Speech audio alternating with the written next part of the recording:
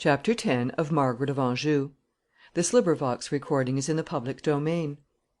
of Anjou, by Jacob Abbott. Chapter 10 The Fall of Gloucester. At length the time arrived when Margaret considered her schemes ripe for execution. Accordingly, one day, while Henry and herself were together in the king's cabinet, engaged in transacting some public affairs, Margaret made some excuse for sending for Gloucester, and while Gloucester was in the cabinet, Somerset, according to a preconcerted arrangement, presented himself at the door, with an air of excitement and alarm, and asked to be admitted. He wished to see the king on business of the utmost urgency. He was allowed to come in. He had a paper in his hand, and his countenance, as well as his air and manner, denoted great apprehension and anxiety. As soon, however, as he saw the Duke of Gloucester, he seemed surprised and embarrassed, and was about to retire, saying he had supposed that the king and queen were alone.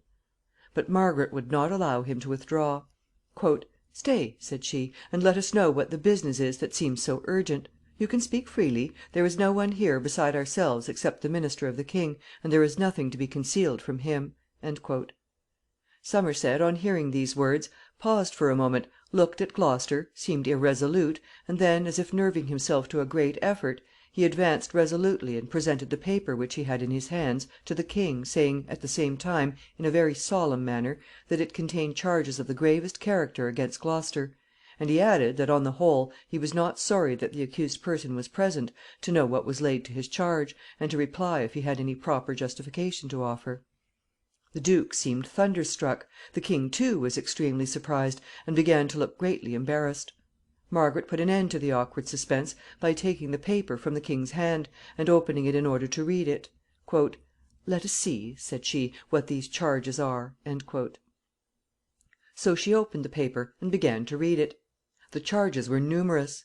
The principal one related to some transactions in respect to the English dominions on the Continent, in which Gloucester was accused of having sacrificed the rights and interests of the crown in order to promote certain private ends of his own. There were a great many other accusations relating to alleged usurpations of the prerogative of the king and high-handed violations of the laws of the land. Among these last, the murder of Lady Neville was specified, and the deed was characterized in the severest terms as a crime of the deepest dye, and one committed under circumstances of great atrocity, although the author of the charges admitted that the details of the affair were not fully known. As Margaret read these accusations one after another, the duke affirmed positively of each one that it was wholly unjust. He seemed for a moment surprised and confused when the murder of Lady Neville was laid to his charge, but he soon recovered himself, and declared that he was innocent of this crime as well as of all the others. The whole series of accusations was a tissue of base calumnies, he said, from beginning to end. Margaret read the paper through, pausing only from time to time to hear what Gloucester had to say whenever he manifested a desire to speak, but without making any observations of her own. She assumed, in fact, the air and manner of an unconcerned and indifferent witness. After she had finished reading the paper, she folded it up and laid it aside, saying at the same time to the king that those were very grave and weighty charges, and it would be very unjust to the duke to receive them against his positive declarations of his innocence without the most clear and conclusive proof. "At the same time," she added, "they ought not to be lightly laid aside without investigation.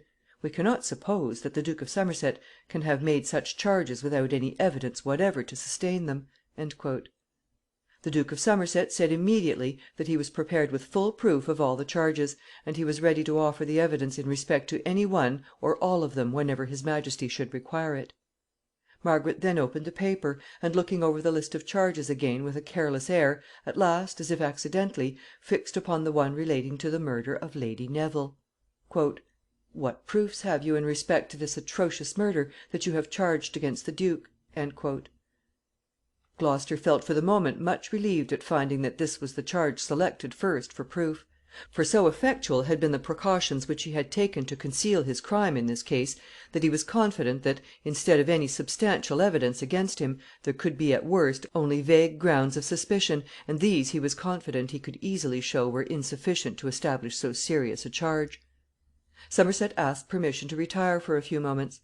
Very soon he returned, bringing in with him Lady Neville herself. An actual resurrection from the dead could not have astounded Gloucester more than this apparition. He was overwhelmed with amazement and almost with terror.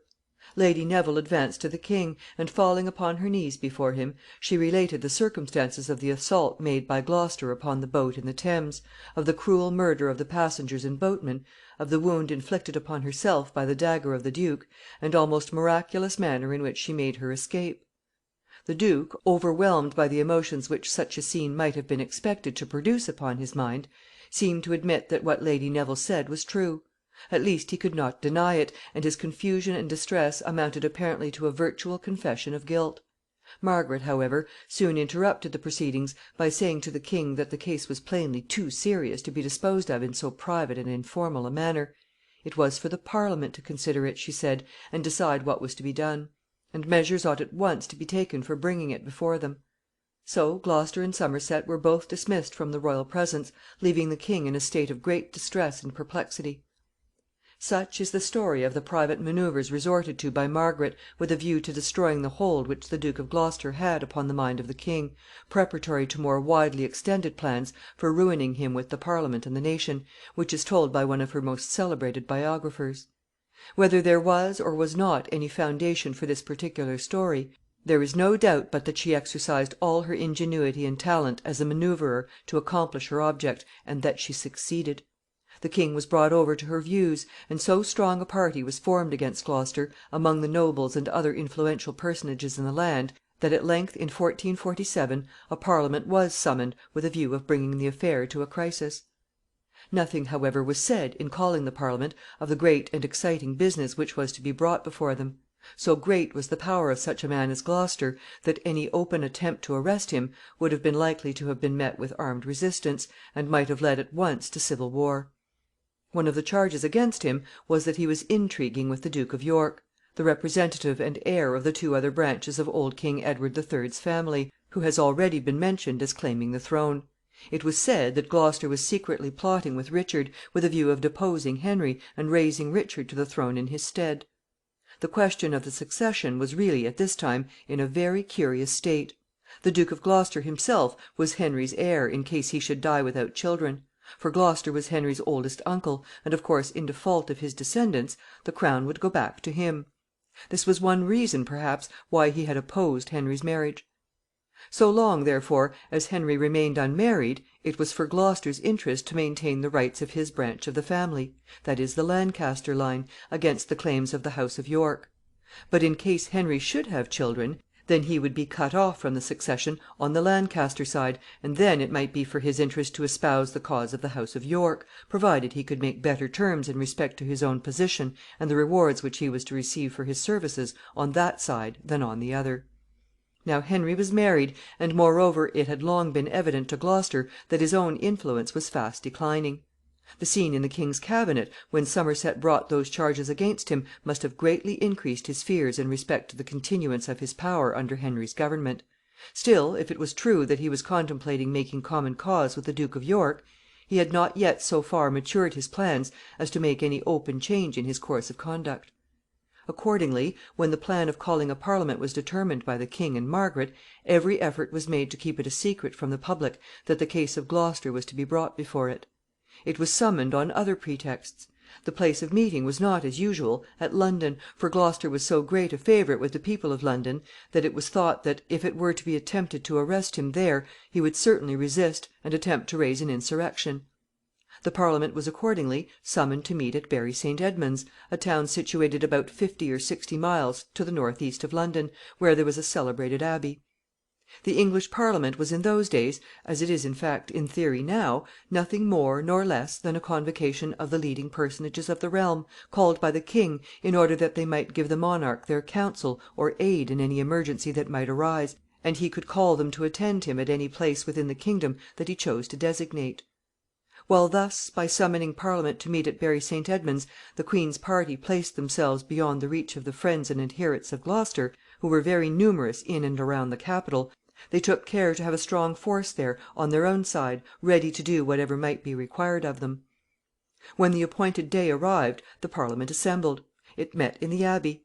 The great dining hall of the Abbey, or the refectory as it was called, the room in which the monks were accustomed to take their meals, was fitted up for their reception. On the first day some ordinary business was transacted, and on the second, suddenly, and without any previous warning, the duke was arrested by the public officer, who was attended and aided in this service by a strong force, and immediately taken away to the Tower.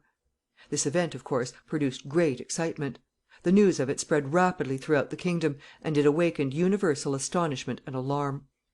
It was expected that charges would be immediately brought against him, and that he would be at once arraigned for trial. But the excitement which the affair had created was increased to a tenfold degree by the tidings which were circulated a few days afterward, that he was dead. The story was, that he was found dead one morning in his prison. People, however, were slow to believe this statement. They thought that he had been poisoned, or put to death in some other violent manner.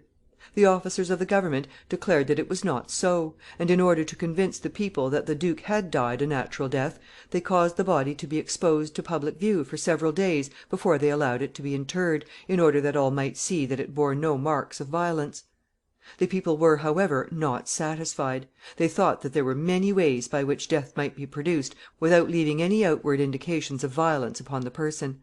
They persisted in believing that their favorite had been murdered. One account which was given of the mode of death was that Somerset went to visit him in his prison in the Tower, in order to see whether he could not come to some terms with him, but that Gloucester rejected his advances with so much pride and scorn that a furious altercation arose, in the course of which Somerset, with the assistance of men whom he had brought with him, strangled or suffocated the unhappy prisoner on his couch, and then, after arranging his limbs and closing his eyes, so as to give him the appearance of being in a state of slumber, his murderers went away and left him, to be found in that condition by the jailer when he should come to bring him his food.